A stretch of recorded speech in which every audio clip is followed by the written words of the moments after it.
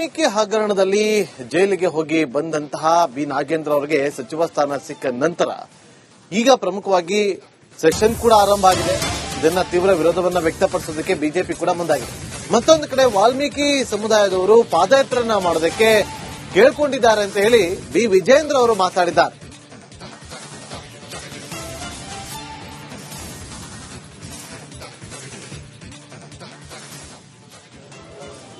ವಾಲ್ಮೀಕಿ ನಿಗಮದಲ್ಲಿ ಆಗಿರುವಂತಹ ಹಗರಣ ಹಿಂದೆ ಸಿದ್ದರಾಮಯ್ಯನವರು ಮುಖ್ಯಮಂತ್ರಿಗಳಾಗಿದ್ದಾಗ ನಾಗೇಂದ್ರ ಅವರು ಈ ಹಗರಣದ ಪ್ರಮುಖ ಆರೋಪಿ A1. ಹಾಗಾಗಿ ಅನಿವಾರ್ಯವಾಗಿ ರಾಜೀನಾಮೆಯನ್ನು ಕೊಡಬೇಕಾಯಿತು ಮಂತ್ರಿಮಂಡಲಕ್ಕೆ.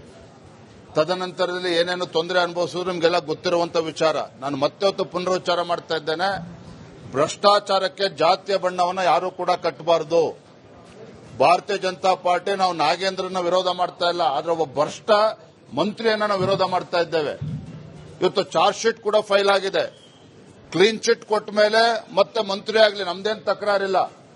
ಅಲ್ಲಿವರೆಗೂ ಒಬ್ಬರಿಲ್ಲ ಅಂದ್ರೆ ಇಬ್ಬರನ್ನ ಸಮುದಾಯದಿಂದ ಮಂತ್ರಿ ಮಾಡಲಿ ಮನೆ ಮುಖ್ಯಮಂತ್ರಿಗಳು, ಅದಕ್ಕೂ ನಮ್ದೇನು ತಕರಾರಿಲ್ಲ.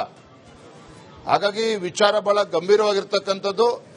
ಯಾವ ಹಣ ಪರಿಶಿಷ್ಟ ಪಂಗಡದ ಅಭಿವೃದ್ಧಿಗೆ ಮೀಸಲಿಟ್ಟಿರ್ತಕ್ಕಂಥ ಹಣವನ್ನ ಲೂಟಿ ಮಾಡಿರುವಂತಹ ಮಂತ್ರಿಯ ವಿರುದ್ಧ ಆರೋಪ ಇರುವಂತದ್ದು.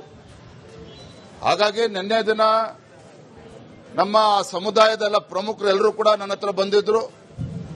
ವಾಲ್ಮೀಕಿ ಅಭಿವೃದ್ಧಿ ನಿಗಮದ ಹಗರಣದಲ್ಲಿ ಪ್ರಮುಖ ಆರೋಪಿ ನಾಗೇಂದ್ರ ಅವರನ್ನ ಮತ್ತೇನು ಕ್ಯಾಬಿನೆಟ್ಗೆ ಸೇರಿಸಿಕೊಂಡಿದ್ದಾರೆ. ನಮ್ಮ ಸಮುದಾಯಕ್ಕೆ ಅಪಮಾನ ಆಗಿದೆ.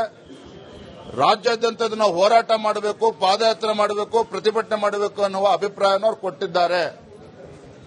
ನಾನು ಎಲ್ಲ ನಮ್ಮ ಹಿರಿಯರ ಜೊತೆ ಚರ್ಚೆ ಮಾಡಿ ಆಮೇಲೆ ತಿಳಿಸ್ತೇನೆ ಅನ್ನೋ ಮಾತನ್ನು ಅವ್ರಿಗೆ ಹೇಳಿದ್ದೇನೆ. ಯಾವುದೂ ತೀರ್ಮಾನ ಆಗಿಲ್ಲ. ವಾಲ್ಮೀಕಿ ನಿಗಮದಲ್ಲಿ ಆಗಿರುವಂತಹ ಹಗರಣ ಹಿಂದೆ ಸಿದ್ದರಾಮಯ್ಯನವರು ಮುಖ್ಯಮಂತ್ರಿಗಳಾಗಿದ್ದಾಗ ನಾಗೇಂದ್ರ ಅವರು ಈ ಹಗರಣದ ಪ್ರಮುಖ ಆರೋಪಿ A1. ಹಾಗಾಗಿ ಅನಿವಾರ್ಯವಾಗಿ ರಾಜೀನಾಮೆಯನ್ನು